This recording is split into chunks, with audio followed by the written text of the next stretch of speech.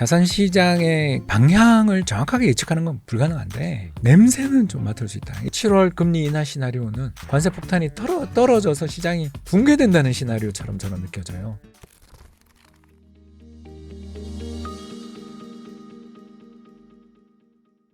프리즘 투자자문의 홍춘욱 대표님 어서 오십시오. 네, 안녕하세요. 이대호 기자님. 아니 이제 대표님. 아니 근데 공통점을 제가 발견했어요. 유독 박사님 책에는 돈자가 제목에 들어간 게 많아요. 네, 어떤 뭐 의도하시는 거예요? 아니요, 출판사 대표님들이 이 홍 박사랑 돈이 엮이면 성과가 좋다라는 걸 어떻게든 생각을 하셔가지고. 근데 결국 우리가 투자를 배우고 경제를 배우는 게 결국은 돈을 벌기 위함 아닙니까? 그렇죠. 잘 쓰고 잘 벌기 위해서 배우는 거니까. 운을 하나 띄우신 게 돈이 많으면 정말 행복할까? 돈이 많을수록 행복할까? 근데 좀 답을 내려주셨어요. 왜 웃으세요? 이게 돈이 이제 많다 보니까 어느 정도 좀 언젠가부터 이제 돈에 대해서 약간 자유로워지니까 좀 행복해지더라고요. 확실히 경제적 자유. 경제적 자유를 얻은 다음부터 제가 가기 싫은데 안 가도 되잖아요. 와이스트리트만 오시면 되죠. 예, 와이스트리트만 오면 되고요. KBS도. 그리고 이제 두 번째가 내가 하기 싫은 일을 돈을 써서 다른 분의 도움을 받을 수 있다는 거. 도움을. 네, 그게 진짜 큰 것 같아요. 그러니까 이제 자연스럽게 아내랑 아이들하고 또는 우리 가족들하고 주변의 지인들하고 마찰이 생길 때 스트레스를 인간은 받게 돼 있는데 그 마찰에 생길 수 있는 접점을 미리 좀 이렇게 잘 부드럽게 만들 수 있는 어떤 돈 때문에 생기는 여러 가지 갈등들, 뭐 대표적으로 돈 좀 빌려다오, 뭐 내가 급할 때 네가 그때 안 도와줬잖니, 또는 뭐 부의금 부주는 얼마를 했니, 뭐 얼마나 그런 일이 많습니까? 특히 우리나라는 특히 그 가족주의 문화 또는 집단주의 문화를 가지고 있어서 제가 어릴 때부터 늘 집안 어르신들한테 항상 들었던 이야기가 집안 망신 시키지 마라. 네. 저희 경상도 용어로는 집안 우사시럽구로 그러지 마라. 이런 이야기를 정말 많이 들었는데 저는 그게 너무너무 혐오스럽거든요. 왜냐하면 그러니까 처신을 잘하라는 의미. 예, 그러니까 우리 집안의 평판을 네가 떨어뜨리면 안 된다. 그리고 이 집안을 뭐 일으켜야 한다. 이런 이야기를 할 때마다 본능적 거부감이 저는 엄청 있었거든요. 왜 내가 그러고 살아야 되는데? 나의 행복을 위해서 내가 사는 거지. 우리 그때부터 이제 제가 좀 못된 이야기를 했죠. 뭐 언제 저 놔달라 그랬어요? 뭐 이런 거 있잖아요. 사춘기 때요? 아니요, 뭐 어릴 때부터 그랬던 것 같아요. 좀 되게 빨랐죠. 그래서 굉장히 까칠한 아이였고 이제 그런 까칠한 아이로 살면서 사회성도 떨어지고 하니까 책을 엄청 읽으면서 책에서 거의 행복이라는 거, 그러니까 몰입과 그 기쁨 상상 속에서 이제 살다가 20살 넘어서 이제 어르신 돌아가시고 직장 생활하면서 엄청 힘들었거든요. 사실 그 직장에서 수많은 빌런을 만났거든요. 되게 또 직장생활 치열하게 하신 걸로 알고 있어요. 그렇죠. 예, 요즘 외환위기 때 다녔으니까요. 그래서 외환위기 때 저희 위에 계시는 상사 한 분이 술을 먹고 자꾸 때리는 거예요. 1998년입니다. 와, 근데 뭐 그분 집이 또 수도권 신도시였어요. 그래서 여의도에서 술을 먹고 그분을 이제 술이 완전히 취해서 데려다 드리는데 계속 때리는 거예요. 옛날에 택시에. 상사들 그 술 먹고 집까지 이제 바라다 드리는 게 있었어요. 예, 택시에서 계속. 그것도 어딜 때리냐면 뒤통수 자꾸 때리는 거예요. 그래서 울면서 뭐 저를 때리는 거예요. 울면서요, 상사가? 예, 뭐 이제 자기도 힘드니까. 예, 자기도 힘들다고. 근데 왜 나를 때려? 이제 그런 일들을 아주 시리어스하게 한 3번을 겪었거든요. 예, 그런 직장 생활을 하면서 네네네. 하루에도 1000번씩 사표를 쓰잖아요. 마음속으로. 예, 근데도 뭐 어떻게 내요? 먹고 살아야 되는데. 예, 근데 이제 시원하게 사표도 쓰고 제가 하고 싶은 거 하고 또 자아실현을 할 수 있으니까 돈이 없는 것보다는 있는 게 홀랐고 있더라도 또 지혜롭게 좀 이렇게 잘 관리하고 근거 없는 불안을 갖지 않으면 돈 있으면 행복감은 올라간다 이렇게 봐야 될 것 같아요. 그렇죠. 그게 이제 경제적 자유라는 거고요. 어떻게 보면 그 전까지는 이 악물고 버텨야 되는 거고 사실은 또. 근데 책에서는 이스털린의 역설에 대해서 말씀을 해주셨어요. 네, 그 책도 제가 추천사를 쓴. 그 이스털린 교수님이 나이가 거의 100세에 가깝거든요. 네. 그래서 이제 그 마지막 경제학 수업이라는 책을 쓰셨는데 그 책도 추천사도 제가 쓰고 막 그랬거든요. 우리나라에 이제 나오는 책에 대해서. 그게 소득이 일정 수준을 넘어서면 행복감은 더 이상 높아지지 않는다. 더 높아지지 않는 게 아니고 덜 높아진다. 높아지기는 하는데. 기울기가 줄어드는 거죠. 그래서 솔직히 말해서 10억에서 20억 갈 때의 기쁨보다 20억에서 40억 기쁨이 훨씬 적게 느껴질 거고 40억이 80억 되는 기쁨이 또 10억에서 20억 갈 때보다 훨씬 적을 가능성이 굉장히 높다고 볼 수 있죠. 그러나 뭐 그렇다고 해서 불행해지는 건 아닌데요. 거꾸로 가지는 근데 않고. 불행해질 수도 있는 게 우리나라는 이제 상속 문제들이 네. 있으시잖아요. 그렇죠. 그리고 또 상속세 문제도 있고. 참고로 30억 넘으면 세율이 50%입니다. 거의 그렇게 되죠. 예, 그렇기 때문에 이제 거기서부터 수많은 문제들이 또 생기고 하기 때문에 우리나라에서는 제가 봐서도 한 100억 미만까지 높아지면 거의 그 관계가 굉장히 일치되다가 100억 넘으면 이제 평지풍파가 일어나는 경우도 있으니까 그러면 부모님들이 행복하지 않으시겠죠. 그럴 수도 있다고 생각합니다. 아무튼 그 정도 레벨까지는 저는 못 갈 것 같으니까 일단 완만하게나마 돈을 더 벌면서 행복해지는 구간을 지금 지나고 있는 것 같아요. 또 책에서도 써주셨는데 노동연구원 자료 인용을 해서 부부 4천 4쌍을 대상으로 조사를 해보니까 남편의 소득이 전혀 없을 때와 비교해서 월 소득이 300만 원인 경우에 이혼의 위험이 3분의 1로 떨어졌고 남편 소득이 1,000만 원에 이르면 이혼의 위험은 거의 제로. 이제 유명한 논문이죠, 이거. 이거 제가 뭐 한 게 아니고 노동연구원 논문인데 그만큼 이제 결혼에서 돈이 중요하죠. 저는 그렇게 생각합니다.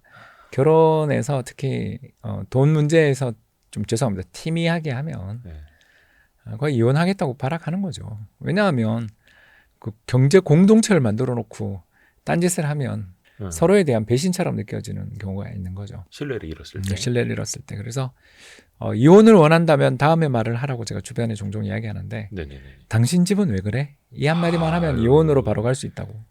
끝장 보자는 거죠. 예, 그런 이야기를 비교격을 그런 데 쓰면 안 된다. 예, 저는 그 말씀을 꼭 드리고 싶어요. 아무튼 이렇게 그 돈에 대한 이야기를 안 물으시고 자꾸 행복에 대한 이야기로 아니, 유도를 하세요. 행복하려고 돈을 버는 거니까요. 그렇죠. 근데 뭐 근데 이게 참 이런 데이터로 나타나는 거 보면 좀 씁쓸하기는 하는데 사실상 돈은 필요하고 소득 수준도 높여가야 한다라는 거. 그러니까 이제 거기만 매달리면 또 행복을 잃어버리는 경우가 굉장히 많죠. 그렇죠. 많은데 저는 시간적으로도 그렇고. 그 돈이 생기면 아까 내가 하기 싫은 거 나의 시간을 다른 사람에게 외주를 줄 수 있다는 이야기를 좀 했잖아요. 네네네. 이제 그게 경제학자들이 굉장히 좋아하는 기회비용이라는 이야기인데, 그러니까 이제 이번에 그 트럼프 관세에 대해서 나온 아주 유력한 반론이 바로 이 이야기거든요. 예를 들어서 이제 마이클 조던이 3핏, 시카고 불스에서 3번 연속 우승을 하는 걸 3핏이라고 하는데, 네. 3핏 한 다음에 갑자기 야구하겠다고. 그래서 시카고 화이트삭스 가서 2군에 있었어요. 네. 2할 때 중반의 타율에 거의 뭐 주전도 아닌 그저 그런 선수로 살다가 다시 2년 만에 NBA로 돌아와서 또 3번 연속 우승했어요. 자, 이 사례가 보여주는 것처럼 누구 사람들마다 다 잘하는 게 있기 때문에 그 사람의 시간 가치가 높은 사람은 자기가 꼭 모든 일을 다 하려고 들지 말고 부부싸움 일으키지 말고 그걸 외주를 주면 굉장히 편하거든요. 그래서 잘하는 일을 남들한테 맡기면 되죠. 가장 대표적인 게 집에서 홈베이킹 하겠다 그러면서 온 천지를 밀가루 그 분진에 휩싸이게 하지 말고 맛있는 빵을 사 먹으면 되는데 그렇죠. 그걸 뭐든 자기가 다 하려고 하고 집에서 뭔가 해결하려고 하고 자기가 뭐든지 개입해야 되는 걸 하지 않으면 못 견디는 그런 식으로 살면 이제 마찰이 생기겠죠. 가장 대표적인 거 제가 하나만 이야기하면 이혼하고 싶으면 이제 두 번째 행동을 하라고 하는데 아내에게 운전을 가르쳐 보라고. 싸움 나죠? 예, 무조건. 싸움 납니다. 무조건 싸움 나거든요. 100% 싸움 납니다. 못 견뎌요, 서로가. 그 와이프 입장에서는 울고 저는 화가 나 있고 그렇게 되잖아요. 경험담. 예, 경험담이죠. 그러면 안 되는데 왜 그랬나 몰라요. 그래서 그런 일을 겪은 다음에 운전 경력 30 몇 년 차 개인 운전 무사고 개인 운전 기사님들이 그때 활동 중이셔서 더군다나 나이도 지긋하신 분한테 딱 많이 맡겼더니 운전 엄청 잘하더라고요. 저보다 이제 주차는 더 잘하는 것 같아요. 그 우루를 배워서 딱 하시더라고요. 뒷자리 손잡이가 어디 라인에 갈 때 돌리면 돼. 이걸 다 하니까. 어느 차든. 예, 어느 차든. 옛날 이야기죠. 지금처럼 이제 주변에 센서들이 달려서 누구나 주차를 쉽게 하기 좋은 시기도 아니고 그때는 이제 그런 거 없던 후방 카메라 없던 시절인데도 저보다 훨씬 잘 가르치시잖아요. 그런 것처럼 그 돈을 남에게 외주를 주면 되는데 그걸 내가 다 안에서 간의 수공업 하겠다 그러면 싸움만 나고 효율은 떨어지고 스트레스만 받거든요. 그래서 저는 언젠가부터 이게 뭐 직접 내가 애를 가르치기보다 애한테는 그 짧은 시간에 칭찬만 하고 좋아하는 이야기만 하기도 짧은데 특히 시간 리밋이 정해져 있을 때 잔소리하지 말자. 그러게 제 원칙이거든요. 그런 다음부터 적어도 큰 아들하고도 좀 많이 사이가 좋아진 것 같고. 근데 박사님도 공부 많이 하셨고 똑똑하시니까 자녀 교육을 직접 시키는 것에 대해서도 좀 생각은 해보셨을 텐데. 했는데 어느 순간 안 하는 게 서로가 굉장히 도움된다. 좋은. 그래서 학원 걔가 보내자. 나한테 물었을 때 이야기를 해주는 게. 뭐 예를 들어서 이제 큰 아들이 아빠 이런 일이 있는데 어떻게 그 에세이를 처음에 쓰는 게 좋을까요? 그러면 이렇게 하는 게 어때? 이렇게 의견을 자기가 가지고 자기가 받아들일 태세가 돼 있을 때 이야기를 해주는 건 좋은데 상대방이 받아들일 생각이 전혀 없는데 거기다 막 일방적으로 하는 건 언어 폭력이 될 가능성이 굉장히 높죠. 그래서 요새 그 막둥이가 지금 고등학생인데 네. 이제 그 여러 가지 중간고사 이런 것도 치지만 요새는 그 과제 내는 게 훨씬 더 내신 성적이 중요할 수도 있잖아요. 네. 그거 하면서 글을 쓰거나 뭔가 과제를 만들어 가야 되는데 낑낑댈 때 아빠가 도와줄까? 그러면 예 하고 와가지고 아빠 이렇게 하면 어떨까요? 이거 묻으면 이거 너무 잘했는데 우와 우리 아들은 이쪽 영재인가 봐 막 이러면서 으쌰 해주고 좀 도와주고 하면 아빠 인기가 확 올라가잖아요. 어떻게 보면 아까 그 기회비용에 대해서도 말씀해 주셨는데 굉장히 뭔가 효율을 찾아서 선택을 하신 거예요. 왜냐하면 우리 남아있는 시간이 짧으니까. 제가 건강하게 가족과 함께 이런 체험 소비를 즐길 수 있는 날이 정말 아주 운이 따르면 한 25년에서 20년이잖아요. 왜 그러냐면 우리나라 한국 사람들의 건강 기대 수명, 그러니까 병원에 가지 않고 자기 발로 돌아다니면서 일을 할 수 있는 또는 활동을 할 수 있는 평균적인 연령이 74일 전후입니다. 근데 이제 나나 이대호 기자님이나 그래도 열심히 운동도 하고 저 같은 경우는 요새 정말 운동 열심히 하니까 75세까지라고 하면 20년. 그리고 과학기술의 발달이 그 사이에 엄청 가파르게 진행된다면 25년 남짓 저는 남았거든요. 갑자기 그러니까 좀. 네. 다 그걸 이제 염두에 두고 살게 되죠. 우리 인간은 필멸자기 때문에 더 열심히 사는 거잖아요. 네네네. 영원히 살 수 있다면야 이렇게 노력 안 하는데 저도 그런 것 같아요. 내가 머리에 등계 정리가 안 되고 헷갈리기 시작하고 했던 이야기 또 하는 상황이 오게 된다라면 그때는 책을 쓰지 말자. 잔소리가 되니까. 워렌 버핏이 이번에 은퇴하면서 했던 이야기 있잖아요. 글자를 읽었는데 이 글자가 알파벳 단어가 조합되어 나타나지 않고 따로따로 눈에 들어오는 걸 보고서 이제 나 그만해야 되겠구나라고 결정했다고 밝히잖아요. 그런 것처럼 다른 사람들은 뭐 20대 때부터 겪는 일인데 워런 버핏이니까. 예. 저도 이제 그런 날이 오겠죠. 저도 언젠가 집중력이라는 게 굉장히 짧아지고 글을 썼는데 옛날에 썼던 걸 자기 복제를 하고 있다라면 그만둬야 되겠죠. 그러나 이제 그때가 오기 전까지 열심히 좀 제가 좋아하는 일, 행복해하는 일 하면서 미소가 방긋방긋 그리고 성취감을 느끼는 일을 하며 살고 싶어서 책을 쓰는 것 같고 그렇습니다. 이제 그 독자들의 입장에서 봤을 때 이 돈의 흐름은 되풀이된다 이 책도 그렇고 시장의 주기와 추세를 읽는 눈을 키우기 위해서 또 공부를 하는 것 아니겠습니까? 이제 투자에 대해서도 알아야 되고 경제도 알아야 되고 또 본인의 가치를 올려가는 것도 또 중요하니까 이제 선배로서 그걸 말씀해 주신 거고 조금 더 이제 디테일하게 투자 측면으로 좀 들어가 볼게요. 저희가 4월 초에 라디오에서 홍춘호 박사님 만나셨을 때 그때 라디오 때도 뭐 말씀을 적극적으로 해주셨습니다만 끝나고 전 오늘 삽니다. 그러면서 인사하고 가셨어요. 4월 초면은 거의 이제 관세 때문에 시장이 준 패닉에 빠질 때 아니었습니까? 이 미국이 베어마켓 들어갈 때. 그처럼 그때 어떻게 보면은 결심을 하신 배경은 좀 어디 있다고 봐야 될까요? 냄새가 아주 향기로운 냄새가 나가지고. 향기로운 냄새. 예, 너무너무 물반 고기 반에 너무나 아름다운 세계가 펼쳐져서 폭락의 세계. 그래서 지금 사면 1년 뒤에 굉장히 행복할 것 같다라는 그런 세계가 펼쳐져서 4월 초에. 예, 일단 그때 코스피가 PBR 0.8배. 그래서 주당 순자산 가치가 10,000원. 그러니까 지금 청산하면 바로 10,000원을 돌려주는데 시장에서 거래해야 되는 가격이 8,000원이었죠. 그 정도 레벨의 거래가 되기 시작한다라는 건 뭐 금융시장이 거의 패닉에 빠진 거고. 근데 제가 그때 데이터를 암만 봐도 올해 우리나라 기업들이 돈을 엄청 잘 벌 것 같더란 말이에요. 이미 이번 1분기 실적 나온 거 보면 아시겠지만 1분기 영업이익이 상장기업 영업이익이 비금융 영업이익이 55조 났어요. 하이닉스도 엄청 잘 벌고. 네, 그만큼 잘 번 이유가 뭐예요? 달러에 대한 원화 환율이 높기 때문이잖아요. 환율이 높으면 우리나라 수출 기업들 경쟁력이 어마어마하게 좋은 상황인데 여기다가 시장금리 내려가죠. 국제유가 내려가죠. 곡물가격 내려가죠. 신삼저가 왔는데 네. 이익이 안 난다? 나라 망할 것처럼 팔아야 되나? 미국장 빠졌다고?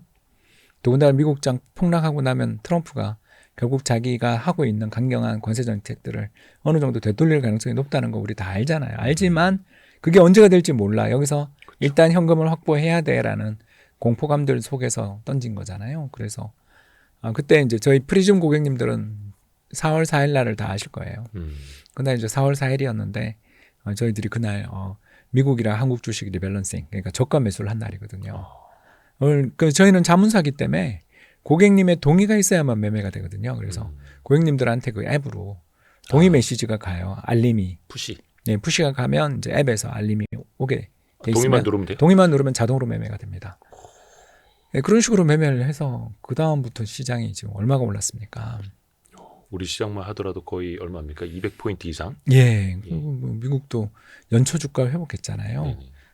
이 상황에서 보는 것처럼 자산 시장의 그 방향을 정확하게 예측하는 건 불가능한데 냄새는 좀 맡을 수 있다. 이 원래 책의 원제가 폭스 트레이딩이었어요. 여우 같은 매매. 여우같이 투자하자. 그러니까 고슴도치처럼 살지 말고 내가 세상의 최고고 내가 모든 것을 다 맞추고 내가 진리를 알고 있는 것처럼 행동하지 말고 내가 틀릴 수 있다는 걸 인정하고 여우가 굴을 여러 개 파잖아요. 그리고 교활하게 행동하잖아요. 왜? 우리 인생은 한 번뿐인데 배팅에다 실패하면 끝장이잖아요. 네. 왜 그럼 배팅을 해야 돼요? 왜 배팅을 해야 돼요? 안 해도 되는데 안 하고도 얼마든지 성과가 나는데 확률이 우리한테 굉장히 유리하고 맛있는 냄새가 날 때만 제한적으로 매매를 해도 얼마든지 수익이 나는데 왜 맨날 불을 타네, 물을 타네, 레버리지를 하네 그러냐는 거죠. 그래서 평소에 분산해 놓고 있다가 자산 좀 배분해 놓고 있다가 그때 저가 매수, 이제 그때 보유하고 있던 금이나 현금성 자산들을 팔아서. 팔아서 이제 그때 또 그 전에 2월에는 또 제가 골드 팔았습니다 했잖아요. 예. 2월 14일 날 발렌타인데이에 제가 금을 팔았는데 보유하던 금 그 애기들 돌반지까지 다 팔았거든요. 그 집안에서 혹시 결정? 저희 동의해 와이프랑 주시나요? 같이 가서 팔았죠. 그런 건 같이 해야죠. 참고로 저희 집도 공동명이라 혼자 대출도 못 받아요. 저는 그러니까 사업하면서 대출 받잖아요. 그거 네네네. 못하게 아. 둘이 이미 다 그런 걸 한 사이예요. 그러니까 전우애가 있어서 인생이 배분이시네요. 그렇죠. 올해 이제 결혼 25주년인데 초장에 너무 고생을 많이 시켜가지고 그리고 또 그때 제가 외골수여서 진짜 고슴도치였거든요. 그때 내가 세상의 진리를 알고 나는 오라라는 그런 많이 생각을 가지고 달라지신 있었는데 아이 키우고 실패를 겪으면서 그리고 이제 결정적인 건 정말 넓게 폭넓은 독서를 시작하면서 그러니까 인간이라는 거에 대해서 각종 정보를 겪은 것뿐만 아니라 다양하게 얻으면서 자연스럽게 내가 그동안 베스트 애널리스트니 베스트셀러 작가를 했던 게 굉장히 많은 부분 운이었고 나이는 이런 운을 나의 것으로 계속 유지하기 위해서는 내가 굉장히 많은 노력을 하고 내가 내려놔야 되겠구나 이런 생각들을 이제 점점 하게 되는 거죠. 어떻게 보면 이제 홍춘호 박사님한테는 그런 자산 배분의 관점도 중요합니다만 이 돈을 대하는 태도 맞아요. 그런 것도 좀 사람들이 많이 배울 수 있는 것 같고 관세 전쟁이 터졌을 때 많은 사람들이 그때 막 우려하면서 현금 확보 막 이렇게 외쳤던 이유가 시장이 무너진다뿐만 아니라 심리가 무너진다. 나중에 경제 지표가 무너질 것이다라는 거였잖아요. 근데 아직까지는 좀 미국 경제 좀 견조하다고 볼 수 있을까요? 이 책에도 열심히 썼습니다만 경제 흐름을 읽을 때 첫 번째로 봐야 될 지표가 실질 임금이거든요. 실질 임금. 그러니까 임금에다가 물가를 빼면 됩니다. 네. 그래서 이제 얼마 전 불과 2주 전에 미국 고용 보고서가 나왔는데 엄청 잘 나왔잖아요. 네, 여전히. 여전히 잘 나왔잖아요. 그 말은 아직 기회가 있다라는 뜻이거든요. 기회가 있다고요? 그러니까 돌이킬 수 없는 지경에 이르러서 경제 정책을 펼쳐봐야 효과가 거의 없어요. 그런데 실질 임금이 계속 상승하고 있는 과정에서 실수를 하면 충격이 옵니다. 그리고 그 실수가 반복되고 고집을 피우면 망해요. 그러나 그 실수를 번복하거나 중지하거나 어떻게만 하면 펀더멘털이 일단 좋을 때는 너 그때 그러지 마 이러고 지나간다는 거죠. 경제란 게. 근데 반대로 펀더멘털이 계속 악화되고 있을 때 실질 임금이 줄어들고 있을 때 운 없게 전쟁이 터진다거나 외부 충격이 발생하면 속절없이 불황으로 가는 거거든요. 그래서 이번에는 운은 안 좋았지만 트럼프라는 대통령을 뽑았으니까 운은 없었지만 저는 제가 봤을 때는 미국 역사상 벌써 워스트 오브 워스트 자리는 예약해 놓은 것 같은데 대통령이요? 노벨상은 받더라도 워스트 오브 워스트는 되지 않겠나. 아브라함 협정 뭐 이런 거 체결하면 노벨상은 받겠죠. 왜냐하면 이 사람은 사고 치지 말라고 노벨상 위원회에서 줄 것 같아요. 보험성. 네, 보험성으로 줄 수는 있겠죠. 네. 네, 이브라함 협정 이런 거 좀 알아보시면 재밌습니다. 아무튼 중동 평화 협정 이야기인데요. 그래서 이번에 완전히 또 네타냐후 이스라엘이랑 완전 척진 거 아시죠 이번에? 예, 그런 희한하게 또 중동 수막대 이스라엘은 안 가고. 예, 그러니까 이 사람의 지금 목적은 얼마 전 자기가 교황되고 싶다고 했던 말이 그 진심이거든요. 합성 사진 자기가 올리고. 예, 그건 진심이에요. 이 사람은 뭐가 되고 싶으냐면요, 존경받는 사람이 되고 싶어요. 가능할까요? 안 되죠. 그러나 그걸 원하니까 불러서 상 주면 사고를 덜 치지 않겠냐라고 해서 줄 수도 있다. 우리가 뭐 이뻐 주는 게 아니라 우는 놈 떡을 하나 더 주는 그런 사람으로 보인다는 거죠. 그러기 위해서 본인이 또 빌드업하고 그래. 다니는 거고. 그러기 때문에 이제 그 사람한테 대우하는 방법이 극단적으로 나뉘는 것밖에 없고 사이에 있으면 죽어요. 자, 극단적인 방법이 저 끝에 시진핑이 있고 저 오른쪽 끝에 아베가 있는 거죠. 그래서 시진핑 같은 경우는 같이 죽자 그러고 덤비면 자기는 지금 노벨상을 받으러 가야 되기 때문에 중국이랑 그렇게 피터성이가 돼서 싸우면 안 되잖아요. 그래서 시진핑은 내 좋은 친구. 좋은 친구가 돼버렸고, 그러니까 시진핑에게 만만한 친구가 돼버렸고, 죽은 아베는 어땠어요? 자기 굉장히 큰 나라 GDP 기준 세계 3위 국가의 네. 또 경제를 살리고 있는 이 아베노믹스라는 이름까지 가지고 있는 이 지도자가 가트를 몰다가 엎어지고 막 이러면서 이 사람한테 골프공 굉장히 주워주고. 그 샤바샤바. 높여주잖아요. 예. 그러면 이 사람을 엄청 좋아하잖아요. 네. 이제 이런 양극단의 사람들을 제외하고는 음. 이 사람에게 철저하게 무시당하거나 이용당할 뿐인 그런 굉장히 괴짜를 만난 거죠. 어떻게 보면 이제 그 트럼프의 꿈, 희망까지 읽으시면서 극단까지는 가지 않으실 것이다 보신 거네요. 뭐 극단까지 가더라도 그때는 연준이 또 금리를 내려줄 테니까. 왜냐하면 펀더멘털 살아있을 때는 연준은 행동해 주니까. 최종 대부자. 예, 최종 대부자로서 어디 망한다 싶을 때 해줄 거라고 믿고, 그리고 또 여기서 2008년 글로벌 금융위기 때 미국의 그 S&P 500 지수가 한 48% 빠졌습니다. 네. 그리고 2022년 우크라이나 전쟁 때도 한 30% 빠졌고요. 네. 근데 이번에 20% 빠졌거든요. 그래서 저는 2008년 글로벌 금융위기급은 올 가능성이 없다고 보니까. 네. 왜냐하면 은행이 건전하니까. 예. 다음번 올 위기는 결국 전쟁 정도의 충격, 스태그플레이션 충격이 오는데 그때 최저점이 고점 대비 마이너스 30%인데 뭘 겁을 내냐. 여기서 10% 정도 더 빠지는 거를 겁을 내서 여기서 다 떠난다? 무슨 생각인가. 참고로 외환위기 때 우리가 0.7배였거든요. PBR이. PBR이요? 네. 이번에 0.8배였어요. 예. 자, 10% 더 빠지면 외환위기 밸류에이션이었어요. 미국도 우리도. 이상하지 않습니까? 이 정도에서 이미 우린 크게 물렸는데 여기서 10% 더 빠지는 게 내가 잠깐 10% 정도 호구되는 게 그게 뭐가 문제냐는 거죠. 정확히 바닥을 맞추려 하지 말고. 그렇죠. 어떻게 바닥을 알아요? 바닥을 맞추겠다라는 말을 한다는 자체가 이미 그분은 죄송하지만 비기너에 불과한 거죠. 그건 불가능한 거죠. 그렇게 해서 자산 배분 관점에서 접근을 하면 또 시장을 또 편안히 볼 수도 있겠다. 그렇죠. 왜냐하면 이렇게 올인해 놓으면 여유가 없는데 뭐 예를 들어서 반반 정도 주식이랑 현금성 자산을 절반 가지고 있었다가 이번처럼 이제 주식이 폭락해서 현금성 자산이 한 6이 되고 골드랑 막 채권 가격은 오르니까 반대로 주식 가격이 4가 되면 제가 목표한 것보다 주식 비중이 너무 낮으니까 여유 있던 현금을 가지고서 이제 분할 매수를 할 수 있는. 미국 경제가 아직 좀 멀쩡한 이유 중에 그 몇 가지 이제 근거 데이터를 좀 마련을 해 주셨는데요. 미국의 대출 증가율이 수익성 지표에 후행한다라는 예, 건 그렇습니다. 어떤 의미예요? 심사 분석력들의 태도 때문에 그렇죠. 은행 심사역들, 예, 은행 심사역들 입장에서 그 님이라고 하죠. NIM. 예, NIM 그 이제 이자 마진이 예금 금리랑 대출 금리의 차이가 막 좁혀지는데 연체율이 올라간다. 네. 은행 망하잖아요. 그렇죠. 아니, 그럴 때 대출 심사역 입장에서 테이블 위에 올라와 있는 각종 여러 가지 여신에 대해서 깐깐하게 보는 건 당연한 일 아닌가요? 네. 반대로 이자 마진이 막 벌어지고 연체율이 내려갈 때는 반대로 또 기업의 수익성이 자기 은행의 수익성이 좋을 때는 대충 몰 거 아닙니까? 아하. 팍팍 대출해 줘. 왜 이거 뭐 좀 물려도 괜찮으니까. 그리고 이거는 대수의 법칙에 따라서 괜찮아 이렇게 위안을 하잖아요. 수백 개의 기업들이 대출하다 보면 한두 개 부도나지만 딴 데서 이익 나서 메울 수 있잖아. 왜? 지금 마진이 충분하니까. 음. 갑자기 그때는 잊어버렸던 대수의 법칙이 떠오르는 거죠. 로우 오브 라지 넘버스라고 부르는 법칙인데요. 이제 그런 거를 떠올리는 거죠.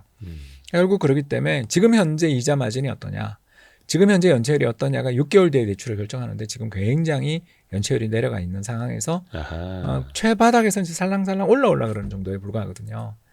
지금 미국의 연체율이 조금씩 올라오고 있어요. 그래서 이런 연체율들의 흐름과 마진을 축소를 해서 딱 보면 대충 답이 나오죠. 아, 지금 뭐 올해 중에 대출이 주는 일은 없겠구나. 근데 이대로 가면 내년에는 문제가 생기겠구나. 이런 걸 이제 우리는 끊임없이 점검하고 있거든요. 그러니까 아직까지는 괜찮지만 좀 지켜볼 필요는 있겠다. 이 정도일까요? 그러니까 이제 트럼프가 만에 하나 이번에 이제 7월 3일 날 90일 유예한 게 끝나잖아요. 네. 7월 3일 날 또 상호 관세를 야, 나 원래대로 할래. 나 그 협상 그 잘못했다고 생각해. 그러고 뭐 영국에 10% 그리고 중국에 대해서 좀 펜타닐 관세 20%에 상호 관세 10% 했던 걸 전부 다 엎어버리고 다시 또 올려. 이러면 불황이 오겠죠. 네. 왜냐하면 아까 말씀드린 실질 임금이 아직은 괜찮은데 인플레가 발생하는 순간 실질 임금은 줄어들 것이고 은행들 입장에서도 불안감이 높아질 때 야, 대출 신중하게 해라는 명령이 올 수도 있으니까. 네. 그러면 이제 내년에 불황이 오겠죠. 그건 알고 있죠. 알고 있지만 그 가능성은 엔드 조건이잖아요. 굉장히 나쁜 일들을 다 시장이 모든 것을 반영한 어떤 그런 최악의 가능성인 거고. 네네네.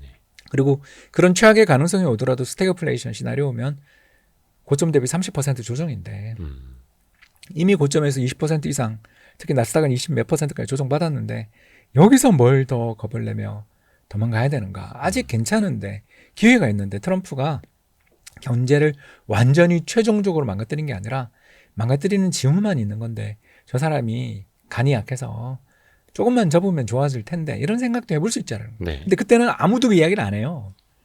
저 인간이 세상을 망치기 위해서 온 대마왕이니까 이제 우린 끝장이야라고 외치는 거죠. 그리고 또 그때 그걸 더욱더 힘들게 만드는 게 돈 빌렸던 사람들이 청산 나가면서 그렇죠. 마진콜 당하고 미국은 마진콜이 엄청났거든요. 그게 왜 그랬냐면 작년 11월 트럼프가 이기자마자 한 달 동안 그 마진 뎁이라고 해서 그렇죠. 그 주식 담보 대출이 1,000억 불 정도 늘었어요. 우리 돈으로 150조 한 달에. 레버리지 투자가. 예, 총액이 1조 달러가 안 되는 그 펀딩하는 돈이 있는데 그게 한 달에 1,000억 불이 늘더라고요. 아, 고점이다. 그래서 작년부터 올해 사이에 계속 저를 우리 이대호 기자는 꾸준히 보시잖아요. 그래서 제가 올해 되게 시장이 오르건 내리건 시니컬하잖아요. 아유, 뭐 이렇게 시장이 그러냐. 골드, 금 사라. 네. 그런 이야기를 종종 하고 미국 주식보다 중국 주식이 좋아요. 차라리 올해는 중국 같아요. 이런 이야기를 자꾸 하는 이유가 어마어마한 레버리지를 해놨는데 그러면 그 레버리지가 높아졌다는 자체가 뭐 화약 덩어리나 또는 기름 덩어리가 지금 옆에 있는데 옆에서 트럼프가 불장난을 하기 시작한 거죠. 그러니까 조금만 불이 나도 펑 터질 것 같은 최악의 공포 상황에서 지금 서방수들이 막 열심히 물을 뿌려야 되는 근데 아직도 얘는 불장난하고 있으니까 얼마나 무서워요. 그러니까 20%가 빠지는 거죠. 그러니까 박사님한테 무서울 때에는 시장이 막 급락해서 주가가 떨어져 있고 싸질 때가 아니라 그때는 탐욕을 부려야 될 때고 정말 무서울 때는 작년 11월처럼 트럼프 트레이딩이 막 극에 달하고 신용이 늘어나고 이럴 특히 때. 그때 뭐 천슬라 그러고 거기다 코인만 사면 된다. 특히 그 대통령이 코인만 들어가지고 막 그렇죠. 밈코인도. 예, 밈코인들 막 만드는 거 보고 아 이게 죄송합니다. 썩은 내가 막 나는 거예요. 이렇게 악취가 나는데 시장에서 좀 피해야 되겠다. 시장 정말 조심해야 되겠다. 그런 공포가 느껴지더라고요, 저는. 그래서 그때부터 이제 금을 샀는데 금도 또 2월에 엄청 올랐고. 엄청 오르고 그러니까 또 금을 또 팔고 나니까 현금밖에 이제 갖고 있는 게 없는데 물론 이제 주식은 있지만 제 말은 이제 보통 생각하는 목표보다 현금 비중이 훨씬 더 커져 있는 상황에서 4월달 딱 터지니까 저는 참을 수가 없더라고요. 이렇게 매력적인 가격에서 안 사면 언제 살 거냐. 그러니까 이런 냄새 맡는 법들은 암묵지라고 하거든요. 네. 그게 뭐냐면 문서나 말로 정리하기 어려운 지식이잖아요. 아하. 그래서 이 후각에 가까운 거거든요. 그래서 폭스 트레이딩이라고 자꾸 제가 이야기하는 건데. 근데 사실 그거는 어떻게 보면은 직관처럼 그럼요. 체화된 거긴 합니다만 또 그거에 어느 정도 몸에 체화가 되려면 수많은 또 데이터를 보고 또 연구를 하셨으니까. 그렇죠. 그런 분들이 아마 제일 존경할 만한 분이 조지 소로스일 거예요. 그죠? 그래서 조지 소로스가 그런 데잖아요. 전날 블룸버그에 출연해가지고 시장은 오를 것이고 장이 됩니다라고 딱 돌아와서 집에 왔는데 허리가 아프면 바로 포지션 엎어버린다며요. 그러니까 우리로 따지면 선행매매로 한 12번은 구속됐을 거라고 막. 예, 그런 사람이잖아요. 왜 그러면 허리병이 왜 나요? 그 아들이 이야기를 해요. 그 조지 소로스 아들이 그 이야기를 해요. 아빠 왜 이거 엎어요? 근데 트레이더 역할을 아들이 하니까. 야, 오늘 내가 그렇게 신나게 떠들면서 완벽한 스토리를 만들고 나온 다음에 그때부터 허리가 아픈 거 보니까 내가 놓친 게 있나 보다. 야, 얘야, 다 정리하자. 그렇게 이야기를 한다라는 거예요. 그 아주 유명한 에피소드입니다. 이게. 예, 그래서 요즘 방송 잘 안 나간다 그러잖아요. 하도 자기가 그래가지고. 그 말에서 느낀 것처럼 뭔가 찝찝함, 뭔가 시장이 되게 행복한데, 누구나 다 행복한데 난 왜 이렇게 불안하고 찝찝할까? 요 후각, 요 감정을 느끼는 방법이 결국은 저는 경험밖에 없다고 생각하는데, 네. 또 경험도 어떤 경험이냐면 의도된 훈련과 자기 반성이 받쳐지는 경험이 투자자를 숙련된 투자자로 만드는데, 문제는 이제 뭐 주식 농부님이나 아니면 김봉수 교수님 같은 분들 보면 정말 어마어마하신 부자들이 우리나라 개인 투자자가 있잖아요. 네. 근데 그런 개인 투자자분들하고 우리가 1대1로 붙어서 도저히 못 이기거든요. 왜냐하면 그분들은 수십 년간 해오신 분들이고 계속 공부를 하면서 업데이트를 했단 말이에요. 근데 그런 분을 만나서 우리가 투자해서 이기려면, 또는 이기는 건 못해도 비벼라도 보려면 어떻게 해야 되냐면 그 갭을 줄여야 된다고요. 근데 그 갭을 줄이는 방법이 뭐겠어요? 어떻게든 이 업계에서 살아남은 선배가 자신의 노하우를 압축적으로 정리하고, 그리고 그걸 사례를 통해 풀어주는 참고서 같은 게 하나 필요하지 않냐. 그래서 이 책을 썼어요. 하도 답답해가지고 작년 말에 이게 뭔가 왜 갑자기 또 이렇게 돌아왔지? 8월 8일 날인가요? 작년 8월에 일본이 그 금리 인상하면서 엔케리 트레이드 청산될 때 하루에 10% 폭락하는 거 보면서 저기 좀 시장의 거품도 사라지고 이제 트레이딩하기 좋은 장 왔네. 그러고 잠깐 좋아한 지 4달 만에 또 그게 오는 거 보고, 와, 이게 옛날보다 왜 이렇게 자주 오나. 옛날은 사이클이 좀 길었는데 요즘은 그 4달 만에 다시 왔잖아요. 왜 이런 일이 벌어지나? 결국 인터넷이나 SNS나 또는 주변의 카카오나 뭐 단톡방에서 아무튼 너무 죄송합니다. 이렇게 한 방향으로 몰아가는 정보만 있는 거 아니냐. 그런 정보가 정말 맞는지 틀린지를 그 고수들의 노하우는 안 돌아다니고 선동적인 이야기, 재밌는 내러티브만 돌아다니는 거 아니냐. 그걸 그러면 우리가 벗어나려면 어떻게 해야 되나. 결국 그 선배들의 노하우를 어떻게든 배워야 되는데, 그거가 굉장히 세상에 많은 책이 있는데, 그런데 32년 동안 이 일을 하면서 저는 그래도 특히 이대호 기자랑 김원장 기자님 할 때 뵀나요? 처음 뵀나요? 그때부터 지금까지 우리가 이렇게 꾸준히 봐오면서 제가 허튼 소리는 그렇게 안 하는 사람이잖아요. 그리고 승률도 최근에 점점 높아지는 것 같고. 그러니까 어떻게 하다가 이렇게 됐냐. 맨날 틀리던 사람이 어떻게 하다가 이렇게 맞추게 됐냐. 사실이지 뭘. 맨날 틀리다가 어떻게 하다가 이렇게 잘 맞추게 됐냐를 정리하고 어떻게든 압축적으로 그 선배들과 고수와의 정보 격차를 줄여줄 만한 참고서가 필요하지 않냐. 그런 생각을 좀 하게 되는 거죠. 그래서 그때 책을 써야 되겠다. 이 책을 써야 되겠다고 결심하고 썼습니다. 하여튼 요거는 저희만 보지 않고 있습니다. 여러분도 이제 구매를 하실 수 있고, 특히 이제 5분께는 저희가 이제 댓글 중에서 뽑아가지고 돈의 흐름은 되풀이된다. 댓글 써주시는 분들 5분께 이 책 보내드리겠습니다. 적절한 타이밍에 홍보 감사합니다. 아이고, 예, 그럼요. 제가 그런 거 잘해요. 조금 더 또 몇 가지 또 여쭤보고 싶은 게 있는데, 앞에서도 살짝 좀 이야기를 해주셨습니다만, 이 가능성 측면에서 좀 여쭤볼게요. 관세 전쟁. 심리지표 악화가 되고 있고, 이거는 최근에 뭐 미국의 소비자 심리지표만 보더라도 계속해서 내려오고 있지 않습니까? 거의 22년 초 수준으로. 하드 데이터까지 망가질, 그러니까 실물 경제 지표까지도 안 좋아질 가능성은 물론 전제가 있겠습니다만, 좀 어떤 관점으로 봐야 될까요? 가능성이 있죠. 그건 왜냐하면 트럼프가 또 풀면 실물 데이터까지 무너질 가능성이 높다고 봐요. 이번에 블룸버그에서 재밌는 기사가 하나 나왔는데, 그 쉐인이라는 우리나라의 다이소의 포지션 비슷한 뭐 저가형, 저가형 양판점 정도 되는 전자제품부터 뭐 5만 걸 다 파는 체인이던데, 저도 처음 들었어요. 그 체인에 대한 르포 기사가 실렸어요. 비즈니스 위크로 기억하는데, 블룸버그가 갖고 있는. 거기 갔는데 이제 그 SKU라고 해서 물품당 주문단이 있잖아요. 그걸 쭉 하는데, 가서 이제 기자가 그걸 옆에서 계속 체크를 하는 거 같이 보는데, 얼마 남았어요? 근데 전부 다 한 달에서 2주 남았다. 그러니까 사재기를 해놨던 게, 관세 전쟁 직전에 사재기했던 물량이 그 기사 나오는 시점에서 한 주에서 길게 한 달 정도밖에 이제 물건이 안 남았다. 재고가. 예, 이제 곧 가격 인상은 불가피하다. 라는 내용을 다룬 기사였어요. 그러자마자 지난주에 월마트 대표가 네. 트럼프 만나가지고 우리 6월부터 가격 인상합니다, 각하. 저희들 도와주십시오라고 했다라는 그런 보도가 그 뒤늦게 실리잖아요. 이런 걸 보면 트럼프가 바보가 아닌 다음에야 관세를 현재 상태에서 막 정말 중국에 대해서 145% 이런 건 자산행위다라는 걸 깨달은 것 같은데 문제는 이 사람이 그렇게 해서 자기가 지고 자기가 망신당한 상태로 살 사람인가. 어차피 임기 마지막인데. 해볼 수 있는 걸 다. 그러니까 그게 두 번째가 말하라고 협정 같아요. 지금 아직 시작도 안 한. 자기 그리고 별장으로 오라고. 예, 자기 별장에 와서 자 환율 20% 인하 10% 인하 사인하고 가. 그러니까 제2의 플라자 합의를 예, 말하라고 그거를 리조트에서 할수 하고 있다. 예, 하려고 드는 것 같지 않나. 이번에 실제로 관세로는 안 될 것 같으니까. 밀라노에서 협상 중에 뭐 예. 소식이 위스퍼 넘버들 나오고 하면서 외환시장에서 하루에 환율 20원 떨어지는 거 봤잖아요. 네네네네. 그걸 우리나라 사람이 있겠어요? 대통령이 아직 결정이 안 됐는데 지금 거기서 입방정을 누가 떨어? 지난 5월 5일에 한미 간의 환율에 대해서 좀 협상을 했다. 이 소식이 전해졌었죠. 좀 환율은 뒤늦게. 협상의 대상이 아니에요. 네. 왜냐하면 우리가 외환시장에 대해서 개입해봐야 아무 효과가 없어요. 이제는 다 알잖아요.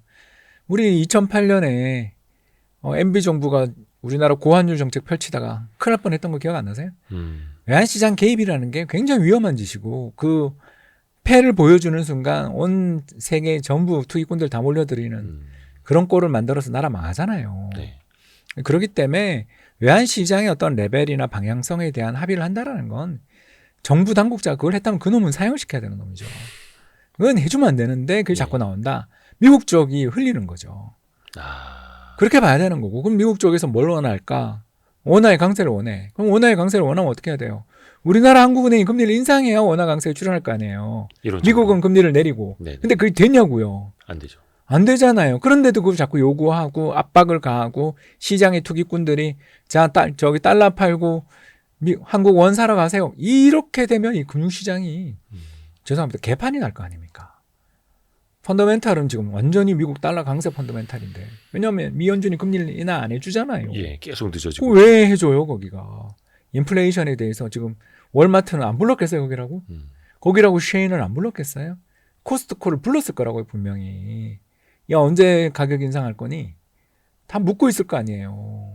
얼마 전에 트럼프 대통령도 월마트 가격 올리지 말라고 또 SNS에 그게 올리고. 그럼 뭐 저기 주주들이 소송 걸면 월마트 CEO는 어떡할 건데요?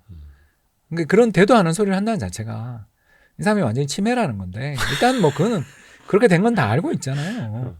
바이든보다 더 심한 치매죠. 입만 살아있는 치매죠 저기는. 근데 홍보사님의 개인 의견으로. 예. 아니 뭐 어떡하겠어요. 그래서 벤스가 될까 봐 걱정하는 거 아니에요.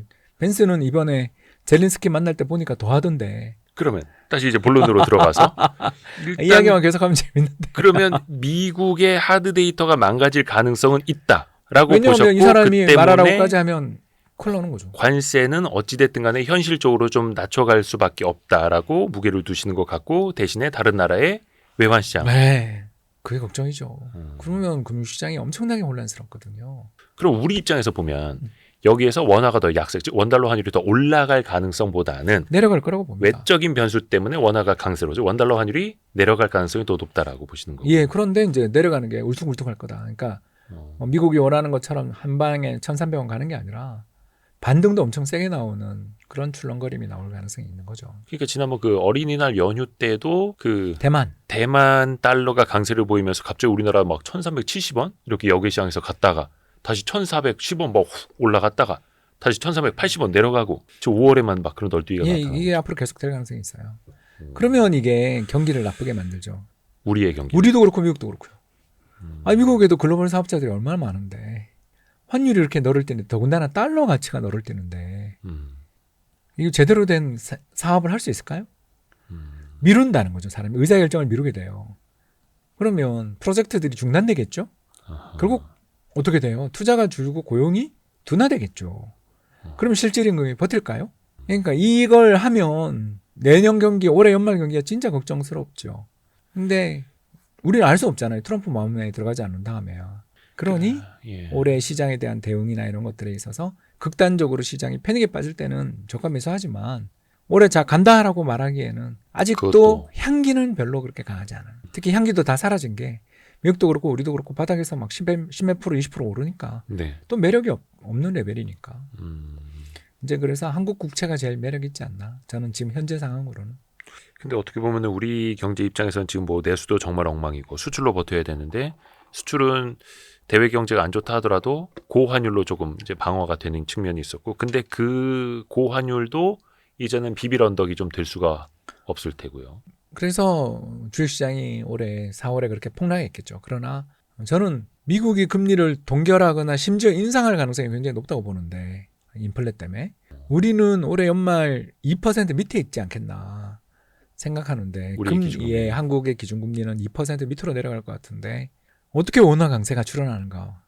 더군다나 4월 한 달에만 외국인이 14조를 파는데 그렇죠. 어떻게 원화 강세가 나는가. 그럼 원화의 이제 약세 요인인데 그러니까요. 그러니까 시장의 흐름에서 금리에 의해서 원화가 약세, 원달러 환율이 올라가는 그 팩터들과 대외적으로 미국이 압박을 해서 원화를 강세로 좀 환율을 끌어내리는 팩터와 이게 계속 그래서 울퉁불퉁할 거라고 보시는 거고요. 그럼 결국 내려가겠죠. 미국의 파워를 당할 수는 없으니까. 우리가 뭐 하는 척이라도 해야 되는데 그래봐야 보잘것없는 레벨의 하락이 아니겠나 보는 거죠. 뭐 예를 들면 1,300원 막 초반대까지 가고 이런 거는 아니 뭐 그건 뭐 모르는데 왜냐하면 미 연준이 금리를 인하할 수도 있으니까. 그러나 저는 일단 올해 미 연준의 금리 인하는 없다고 보는 사람이니까. 아니 지금 아까 이야기했잖아요. 관세 때문에 가격 인상을 다 고려하고 있는 중인데 여기서 금리를 인하한다? 그 연준 의장이 나중에 무슨 꼴을 당하려고 해요? 역사의 죄인이 되죠. 그러니까 지금 저분은 임기 1년 안 남았는데 어떻게 보면 지금 4.25에서 4.5%죠 미국의 기준금리가. 근데 이제 물가 상승률은 2.3, 뭐 2%대 초반까지 내려오기는 했습니다만 지금 그와 같은 물가 상승률 대비 기준금리 너무 높다. 실질금리가 일지적인데 그런데 앞으로 이 물가가 더 튈 수도 있으니 그렇죠. 이거를 이제 염려하는 거죠. 예, 기대 인플레이션도 높고. 그렇죠. 그래서 2022년에 우크라이나 전쟁 때 연준이 뒤늦게 금리 인상해가지고 고생했던 트라우마가 있기 때문에 네. 관세 전쟁 또는 달러 약세. 달러 약세는 물가를 더욱더 올릴 재료잖아요. 이런 상황에서 연준이 금리를 인하한다라는 건 그냥 시장이 패닉에 빠질 때 말고는 잘 떠오르지 않는 시나리오다. 그러니까 7월 금리 인하 시나리오는 7월 3일 상호관세 이후에 관세 폭탄이 떨어져서 시장이 붕괴된다는 시나리오처럼 저는 느껴져요. 7월에 금리 인하 있지 않겠냐라고 주장하시는 분들은. 그러니까 이게 한 달 반밖에 안 남았습니다. 벌써 그 상호관세 90일 이후에 한 게. 벌써 영국이랑 미국, 중국밖에 안 했어요. 중국도 뭐 90일 이후에 하기로 한 거고. 아니 뭐 어쨌든 30%, 10%든 영국 10%에 중국 30%로 결정이 된 숫자가 나온 건 이거밖에 없잖아요. 지금 또 인도가 이번에 파키스탄하고 그 전쟁 직전까지 가는 과정에서 또 트럼프가 자기가 중재를 했네 입방정 떠는 바람에 모디가 지금 극대노했는데 모디랑 지금 모디가 미국 말 들으면서 관세 순순히 두들겨 맞을지 좀 자신 없는데요. 그러니까 또 그거는 그쯤 가면 6월 말, 그러니까요. 7월 초 가면 또 시장이 또 어떻게 파르르 떨릴지 모르겠고요. 협상을 이렇게 못하는 사람이 무슨 거래의 기술 같은 이상한 거래의 기술을 전 세계가 다 봐가지고 이상한 책을 써가지고 하여튼 그거는 또 하나의 계속 상존할 수밖에 없는 변수니 이걸 또 답을 맞히려 하지 말고 자선 배분을 해놓자라는 말씀 계속 강조하고 계시고요. 그 징후 아까 이야기했던 극한의 악취, 극한의 달콤함이 나올 때까지는 중립으로 대응하다가 그러니까 아까 이야기한 것처럼 주식 절반, 현금 절반 이렇게 들고 있다가 현금이라는 게 꼭 온리 지폐를 뜻하는 게 아니라 은행 예금에 채권에 그리고 골드를 뜻하는 거잖아요. 이것도 좀 여쭤볼게요. 그 미국 채권 투자 요즘에 또 이제 ETF 방식으로도 간편하게 하시는 분들 되게 많은데 지금 미국 국채 금리도 상당히 높은 수준이고 10년물이 뭐 4.4, 뭐 4.5 물론 또 영상 우리 바로 나갈 거긴 합니다만 계속 너무 많이 변해요. 채권마저도 변동성이 이렇게 심한 시대에는 어떻게 해야 되는 거예요? 그래서 금을 그렇게 사람들이 좋아하는 것 같아요. 금 쪽으로. 그래서 저는 2월에 팔았는데 그래서 또 금값이 조정을 많이 받아서 다시 이제 금 리밸런싱으로 가게 되지 않을까. 지금 좀 온스당 뭐 한 3,200. 예, 많이 빠졌더라고요. 우리나라에서 많이 빠졌어요. 그러니까 우리나라 시장이 금치 프리미엄이 있어서. 금치라고 하나요? 예, 금치 프리미엄이 있어서 말도 안 되는 그 국제 시장 가격보다 한 30% 비쌌을 거예요. 그래서 그때 그래서 금을 팔았죠. 근데 어떻게 보면 지난 4월에도 나타났습니다만 물론 이건 되게 흔치 않은 상황이긴 한데 주식도 약세, 채권도 약세, 달러도 약세, 금만 강세. 이런 흐름들이 있었잖아요. 2022년 우크라이나 전쟁 시나리오인데 바로 이게 스태그플레이션 시나리오죠. 이대로 가면 예, 스태그플레이션이 그걸 또 온다라고 암시하는 보는 거다. 거죠. 금이 오른다라는 건 미국의 채권도 박살난다는 뜻이죠. 그러면 이게 모르겠습니다. 한쪽에서 계속 널뛰기를 하는 건데 금과 위험 자산 이렇게 그렇죠. 놓고 어떻게 보면 이제 미 국채까지도 이제는 위험 자산 된 거 아닌가 싶기도 한데. 예, 뭐 트럼프가 100년에 걸친 신뢰를 100일 만에 박살냈죠. 그러면은 계속 이런 식으로 리밸런싱을 지금은 일단 좀 해야 되는 거 아닌가. 한국 원이 올해는 정말 매력 있다. 아무튼 한국 원화 채권이. 이게 네. 널뛰기라는 게 한번 쿵팡 쿵팡 이렇게 되는 건데 이게 계속 이제 쿵팡 쿵팡 쿵팡 이렇게 되면 오히려 리밸런싱도 더 자주 하게 되는 하게 될 수도 있죠. 작년 4번 한 게 저희도 엄청 놀랐는데 올해만 벌써 지금 3번째가 지금 눈앞에 임박한 것 같아서 걱정입니다. 이게 뭐 그냥 거래 비용이 분기에 엄청 한 번, 들죠. 예, 분기에 한번 하는 게 아니고 저희는 1년에 한두 번이 목표인데 목표는 그런데 왜냐하면 거래하면 비용이 들잖아요. 예. 그러니까 수수료가 든다는 뜻이 아니라 그 슬리피지라고 해서 살 때 그 매도가보다 비싸게 사야 되고 팔 때 매수가보다 좀 이렇게 해서 사줘야 되잖아요. 내려줘야 되잖아요. 네. 우리가. 그 과정에서 매매 비용이 크게 발생하거든요. 그래서 그런 한번 매매를 하면 보통 저희들 계산으로는 한 0.5% 정도 비용이 수반돼요. 한번 전체를 다 사고 팔면. 최대한 안 사고 팔려고 애를 쓰고 있는데 작년에만 4번, 올해만 벌써 2번이라 올해도 쉽지 않은 해 같습니다. 이게 참 자산 배분 관점에서 보면 리밸런싱의 기회이긴 한데 그것 역시 공짜는 아니고. 그래서 이제 최적 비율을 찾기 위해서 저를 비롯한 수많은 퀀트 애널리스트들이 고생하고 있는 거죠. 저는 일단 한 번도 안 하는 건 또 문제가 있고 한 2번에서 3번이 최선이 아닌가 싶은데 작년 많이 했고 올해도 많이 할 것 같습니다. 그게 결코 좋은 의미로는 참 아닌 것 같습니다만. 그렇죠. 저희는 어쩔 수 없이. 저희는 이제 수익률은 개선되겠죠. 근데 왜냐하면 저가 매수하니까. 근데 시장 전반적으로 그러나 봤을 이제 땐 시장의 참가자들은 엄청난 스트레스를 받게 되는 그런 시기라고 볼 수 있겠습니다. 우리 경제 이야기 조금만 더 하면 좋을 것 같은데 책에서도 그 음. 뒷부분에 우리 경제에 대해서도 이야기를 좀 해주셨어요. 일각에서는 우리가 이제 저출생 고령화 또 심각하게 예, 가다 뭐. 보니까 일본을 따라가지 않겠는가 이거 걱정하시는 분들 되게 많거든요. 근데 대표님은 아유, 그건 일본을 따라간다라는 이야기를 하신 분들 자체가 네. 죄송하지만 공부 엄청 안 하신 분들이다. 음, 왜냐하면요, 일본이 네.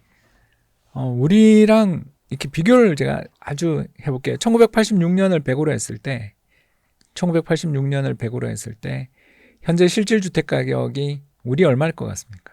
실질 1986년을 100으로 했을 때 네네네. 지금 실질 주택 가격이 한국이 얼마일까요? 일본 한국. 한국이요? 우리 60입니다. 그리고 일본이 70입니다. 그러니까 이거는 물가 상승률과 대비를 했을 예, 때. 그 왜 우리가 이렇게 됐을까요? 1986년에 우리나라에 아파트가 없었기 때문이에요. 다 단독주택뿐이었는데 네네네. 그걸 부수면서 아파트 비중이 이제 절반까지 왔죠. 네. 그래서 우리나라의 주택 가격의 흐름을 보면 아파트 가격은 올랐어요. 올랐는데 물가 대비 올랐는데 단독주택 가격들이 하나도 못 오르면서 1986년에 막 우리가 투자를 했다고 가정을 하면 그때는 살 수 있는 게 전체 주택 중에 아파트가 10%도 안 되니까 90%의 단독주택을 사고 시작했을 거 아니에요. 예. 그렇게 해서 갖고 있는 우리의 가격 하락률이 일본보다 더 커요. 자, 잃어버린 30년을 겪은 일본보다 우리가 주택가격 하락률이 평균적으로 더 커요. 이건 뭘 의미하냐면 우리는 외환위기 때 그리고 일기 신도시 만들어내고 난 다음에 부동산 시장이 대폭락할 때 네. 일본보다 우리가 사실은 더 많이 빠진 거예요. 그리고 그 어마어마한 그 이전에 존재하던 80년대, 70년대, 개발연대에 존재하던 부동산 버블을 그때 다 청산하고 2000년대부터 다시 오르기 시작한 거라고 봐야죠. 어떻게 보면 이제 다시 출발선을 예, 세팅해서. 그래서 잃어버린 20년, 30년을 이야기할 때 일본은 30년 동안 외환위기를 안 겪어서 천천히 진행됐고 우리는 외환위기 90년대 초부터 97년까지 한 8년 사이에 네. 일본이 30년 빠진 것보다 우리가 더 많이 빠지면서 조정을 다 끝내버린 거예요. 그리고 금융구조 조정해버리고 IT로 갈아탔죠. 네.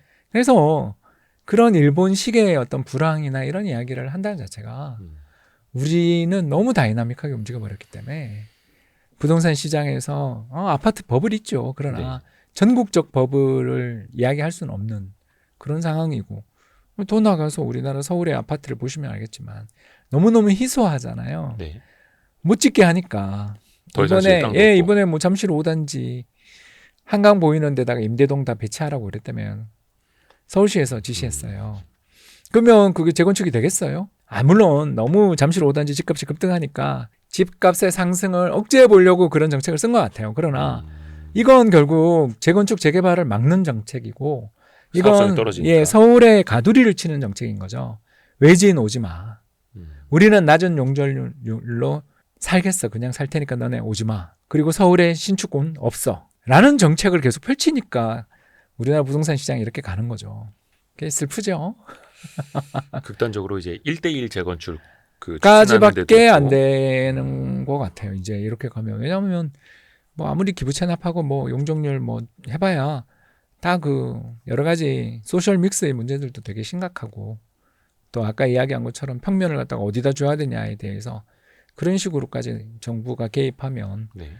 재건축은 불가능하니까 그러면 1대1 재건축하면 되거든요. 왜냐하면 새 집에 대한 프리미엄이 앞으로 엄청나게 치솟을 테니까. 그래서 우리나라는 1대1 재건축이 가능한 재산을 가지고 있는 데만 오르는 나라가 될 수도 있는 거죠. 그런 정책을 쓰면.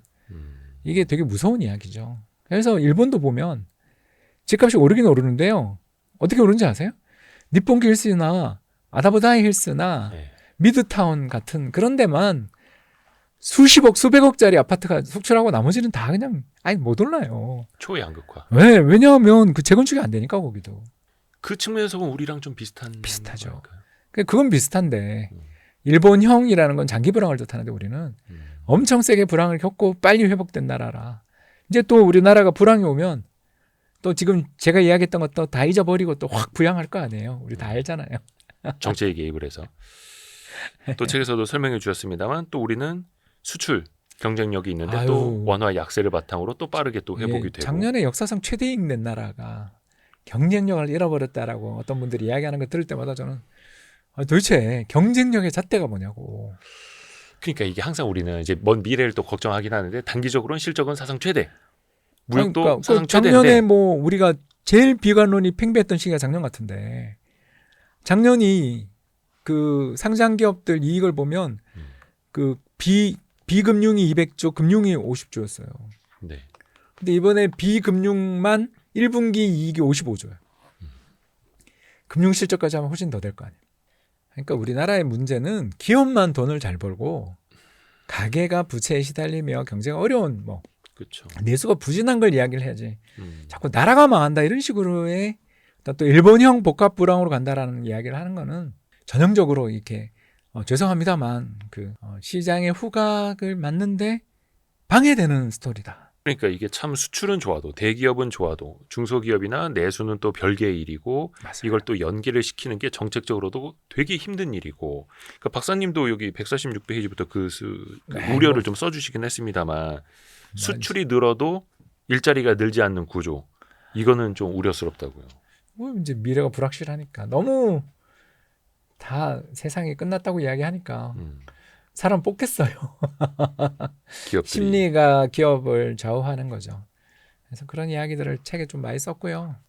아무튼 그 뭐랄까 그 자산 시장의 순환이 다가올 때 그 순환을 파악하는 데 도움이 되는 좀 그러니까 그 숫자로 확인할 수 있는 그런 걸 많이 넣었으니까 책 보시면서 좀 도움이 되셨으면 좋겠습니다. 그러면 좀 마무리를 하면서 돈의 흐름은 되풀이된다. 이거 5분께도 저희가 댓글 보고 추첨을 해서 보내드립니다. 마지막으로 좀 우리 구독자분들에게 특히 좀 돈의 흐름을 좀 잘 읽으시라라는 측면에서 좀 당부의 말씀이 있다면. 이것만 하면 돼라는 말이 들리면 일단 시장에서 좀 빠져나오는 게 좋다. 테슬라만 사면 돼. 엔비디아만 사면 돼. 에코 프로만 사면 돼. 네. 라는 이야기가 나올 때 그 투자라는 게 그렇게 쉽지 않거든요, 여러분. 근데 그 아마추어들이 이것만 하면 되는데 프로들이 왜 돈을 못 버는지 이해를 못 하겠다라고 이야기할 때 굉장히 시장을 우습게 보는 사람들이 늘어난다라는 건 다르게 이야기해서 시장이 뭔가 비효율적인 상황인 거죠. 네. 왜냐하면 비효율적이니까 이것만 해도 된다라고 생각할 만한 어떤 주가 상승을 경험한 거죠. 비율의 극단으로 가서. 그럴 때는 정말 조심하자. 반대로 지금처럼 미래에 대한 불안이 굉장히 심하고 나라 망한다는 소리가 들릴 때는 그래도 저는 리밸런싱을 하고 시장에 좀 머물러 있어야 되고 또 아까 이야기했던 최악의 시나리오가 올 때 여기서 몇 퍼센트가 평균적으로 빠지나 이런 거 공부를 하면 되는 거지. 다 도망가고 세상은 끝장날 것처럼 그렇게만 이야기하고 휩쓸려 다니는 시간에 제 책을 보면서 한번 마음의 평화를 맞아보시면 그리고 압축적 지식 습득을 해보시면 어떨까 생각해 봤습니다. 어떻게 보면 이제 시장과 거꾸로 간다라는 게 그 사람의 기질의 차이일 수도 있겠고 많은 스터디의 결과물일 수도 있겠습니다만 왜 인지심리학적으로 보면은 그런 주식 시장의 폭락이 즐거운 사람은 현금성 자산이 있는 사람이 그러지 않습니까? 근데 그거를 또 사전에 이렇게 마련을 해놔야 한다라는 측면에서도 우리가 또 역시나 홍준호 박사님한테 배울 게 많은 것 같습니다. 그래서 오늘은 돈의 흐름은 되풀이된다. 이 책을 가지고 홍준호 박사님과 이야기해봤습니다. 프리즘 투자자본의 홍준호 대표님 고맙습니다. 감사합니다. 고생하셨습니다.